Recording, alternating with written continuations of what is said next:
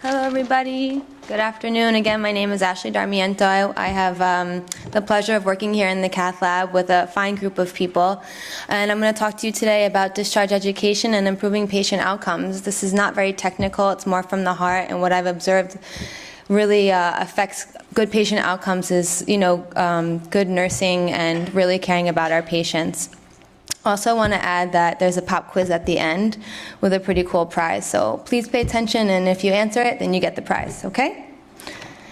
So just as an introduction, I just want to point out, your presence here today is just a testament to not only your dedication to yourself and to your career, but also to your patients. Patients want to know that they're in the proper hands, and the way we do that is really educating ourselves, because if we don't know, how are we going to treat our patients? How are we going to help treat our patients? And the whole fake it until you make it, Google's out there. They get diagnosed with something, they're immediately on their phone. They want to know what's going on with me. And I have a little meme here that says, oh, you learned that from some random comment on the internet. I can understand why you would trust that source over my peer-reviewed article. So my point is that you're constantly trying to educate your patients, but it has to come from a good source. You really have to know what you're talking about. And this is just nursing 101 and just basic nursing assessment, and it starts before the patient ever enters the cath lab. We do pre-procedure phone calls, there's patients on the floor, the nursing staff on the floors. You're assessing a patient as a whole. They're not just here for the cath lab, they're here for other reasons. Most of our patients have multiple comorbidities, and we have to really assess what they're going to do long term. If they do come to the cath lab and they need a PCI, how are we going to treat them? There's a whole assessment that needs to occur. Is the patient compliant with their medication? We could be doing more harm than good if we're placing a stent in a patient and they're not going to take their medication. Also, is there drug and alcohol abuse involved? And that's another thing, how can we help them there? Again, if we're going to treat them, how are they going to take care of themselves after? And I just want to point out, it's not a judgment, it's just assessment. We want to make sure we're doing right by the patient. And I know a lot of us don't think of the cath lab as a holistic modality, but in essence it is, when I say that we really have to look at the patient as a whole and not just, they're here for their coronary artery disease. What else is going on with them? How are we going to make them successful? They're only here for 24, 48 hours. They have to be on medication for the rest of their lives. How are we going to make that successful? We don't want them constantly coming back. We want them to be healthy. When I thought about patient education, I thought about going into the very technical aspect and why we do what we do, but a lot of us know why, our restrictions and what we have to tell them as far as activity and medications and all that. But what I really want to point out is that there's components for effective patient education. You can hand them a packet of paperwork and say, here, read this. But if you've seen I don't know about any other hospital, but our discharge instructions, there's about 4 pages on smoking cessation, and half of my patients don't smoke. So I'm handing them a lot of information that they have to sort through. So we really need to make sure that when they're exiting the hospital, that they really know what they're going to do with themselves long term. And that's a part of being here today. Educating yourself. What's the most up-to-date information and why we do what we do, because if we know and we can explain to the patient, this is why you have to do this, they're more likely to listen and to do it. Also, making connections. How are you going to make your patient listen? And then also genuine care. And it is a little cliche, but you really have to remember that this is a human being standing in front of you, not a robot, and treat this patient like it was your own family member. So going into knowing why, and again, that's the more technical aspect, the dual antiplatelet therapy. That's one of the biggest issues and always what we want to make sure that they're going to comply with post-PCI, that they're going to at least take aspirin and whatever other antiplatelet we're prescribing them. And we have to know the different antiplatelets. We have Plavix, Brilinta, and Effient. Brilinta is proven to be more effective these days. This is what we prescribe for acute coronary syndrome when patients are coming in with a STEMI, mostly because it acts quicker and there's a less resistance there. But Brilinta also has to be taken twice a day, and there's a common component of shortness of breath. So a patient with COPD or very bad asthma, they might not continue with Brilinta. They might take take themselves off of it or come back to the ER with shortness of breath thinking that they're having some sort of cardiac event again. So if you're discharging a patient and you're seeing their history as being somebody with asthma or COPD and we prescribe them Brilinta, don't you think they should know that a common side effect is shortness of breath? And the attending should be reminded as well, whoever the provider is that is discharging them. And then you have your drug-eluting stents, bare metal stents. Some patients want to know, why am I getting one over the other?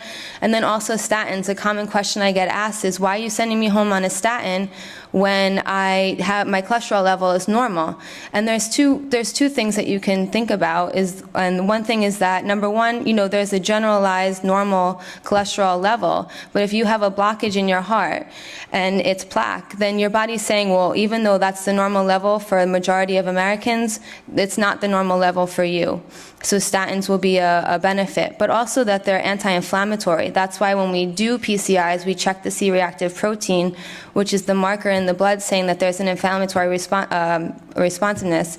So the statins actually help with that as well. So if you were to explain that to a patient, they'd be more likely to take their medication versus saying, well, my cholesterol level is fine, I'm not taking it, okay? And as we know from Gloria's excellent, by the way, speech, managing your cholesterol levels is very important. And then also the anti-anginals and post-cast restrictions, which we all know about.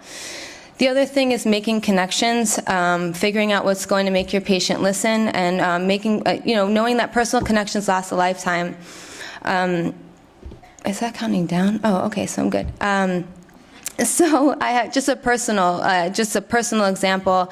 I had a patient that was in his 50s. It was about a year or two ago, and the patient was coming in with unstable angina. He had a positive troponin, so he was an N-STEMI.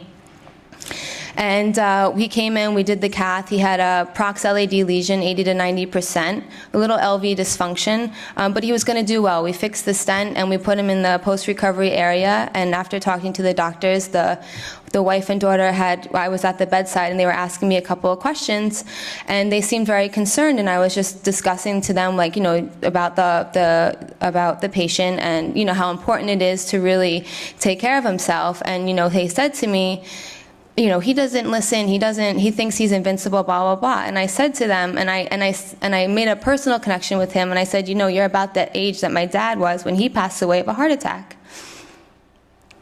Sorry. And,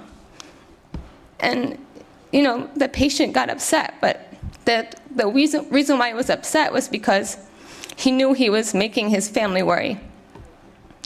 And after that, the daughter and mom came out, it was later on during the day, and they had hugged me and thanked me and said, thank you for making him listen. So that's just my own personal example. But also I have a coworker who the other day, and I thought, wow, that was really good. He was discharging a patient, and the patient was kind of like yeah-yang him, and he's like, okay, well, you can't bathe for a year. And the patient was like, what? And so it just caught his attention. And I have another coworker who's here. He always uses humor to connect with his patients, and people really respond to that. They respond to that personal aspect. People want to know that you care about them. And when you're making personal connections, they really feel that. And that's what's really going to make them remember what they need to do and how they're going to take care of themselves. This was me before Botox. So who says nursing is stressful? I'm 39, I feel great. And it's just saying that, we all seen these memes that, nursing is tough. And also text too. I know that there's text here, you guys deal with the patients too. Patients can be very, very challenging. And a lot of times you have to bring yourself back to the fact that these are human beings sitting on the table. And even though they're a little bit of a challenge, they're probably scared. They don't want to be, treated like they're just another, number on the cath lab table. They want to know that what you're doing for them is for them, not because this is just what we do for everybody. And really, I mean that every patient really is important to me, and I know it's like, oh, you're so corny, but I have to remember that. Otherwise, I will not be effective in my nursing care. And also, and I have to really, really stress this, you have to be the patient's advocate. Again, with the Brilinta thing, if you see a patient that's going home on Brilinta and they have respiratory issues, there's a red flag there. They could be at risk for not taking the medication. And also, if you see something, say something, like I said with the Brilinta as well. And other medication, speak up for your patient. If you're concerned about compliance, have a conversation with the attendings. Say, there's an issue here. I feel like we should really assess what we're going to do for the patient if we find something, because this patient might not be taking their medication. Or this patient has an upcoming surgery, maybe we should use a Synergy stent or a bare metal stent so their antiplatelet therapy is a lot less. Or they have a bleeding issue. It's all part of communication. And I just like this meme too, when you respond to your code with the homies. We have such a good group of people that we work with, and we all work together to get, with a common goal of the positive patient outcomes. And I can't really stress that enough. So anyway, pop quiz. If anyone can answer any one of these questions, you get the prize, okay? So identify the statin 2 first. What is the most common reason people stop taking Brilinta? And what are the 3 common components to effective patient education? Anyone? Who said it? Up there? Oh, you get it. All right, good job. And then also the statin 2 first, remember, they're not just anti-cholesterol, they're anti-inflammatory as well. And the 3 common components of effective patient education, like I said, if I can go back. Educate yourself and know why, make connections, and genuine care. Thank you.